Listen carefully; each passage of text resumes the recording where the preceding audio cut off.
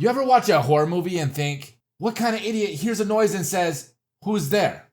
Yeah, if that's your first instinct, congratulations. You're horror movie dead meat. But what if you could outsmart the killers? What if you knew the rules before the blood started spilling? Waxyz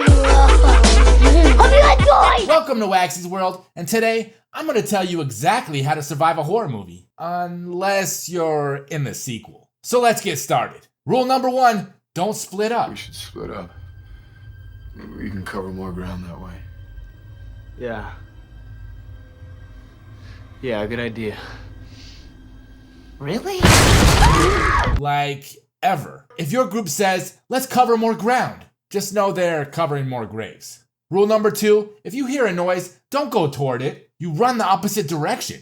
Don't go into the basement, don't go in the attic, and don't go into the woods. You want to survive? Be boring, be quiet, be unseen. Like Randy from Scream says, there are certain rules that one must abide by in order to successfully survive a horror movie. He's right, and we're just getting started.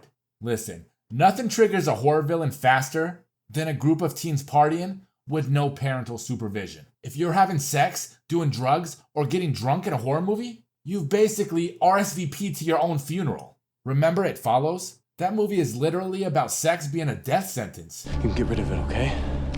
Just sleep with someone as soon as you can. Just pass it along. If it kills you, it'll come after me. Do you understand? And in Friday the 13th, Jason kills anything that moves, and especially anything that moves in a sleeping bag. Stay sober, stay alive. This one's a classic. You shoot the killer, you cry a little, and then say it's over? Wrong. That's when they sit up behind you like it's leg day.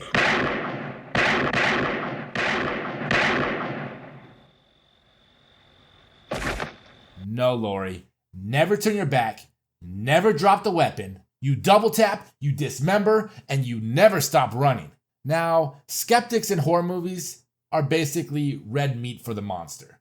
Kid says their imaginary friend talks about murder, believe them. Someone says they saw something in the mirror, believe them. Your dog refuses to enter the house, believe them. The dad in The Conjuring didn't listen until the demon was playing bongos in his attic.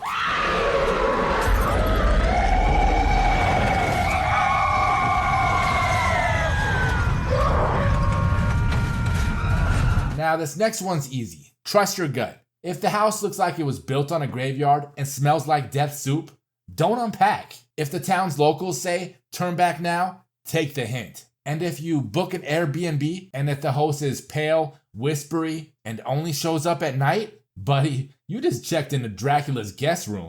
Mina!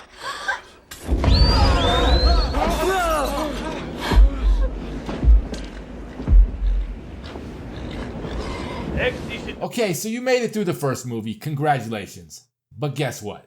In the sequel, all bets are off. The killer's smarter, the weapons are nastier, and you're suddenly not the main character anymore. Number 1, the body count is always bigger.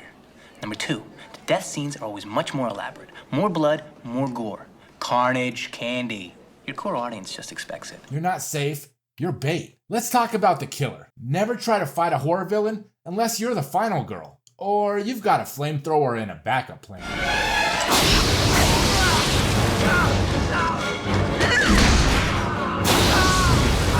Jason, unkillable. Freddy, dream demon. Chucky, literally came back as a piece of meat in Cult of Chucky. If they've died 3 times and still got a sequel, run.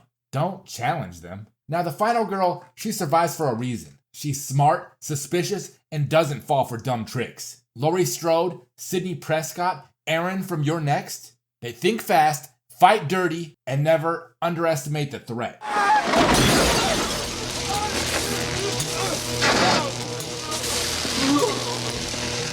To survive, you gotta be the girl who says, I'm not going anywhere until I know for sure. So this is the meta horror cheat sheet. If your life starts feeling like a horror movie, assume it is. Check for genre signs. Slasher, stay in groups. Supernatural, call a priest. Found footage, don't film it.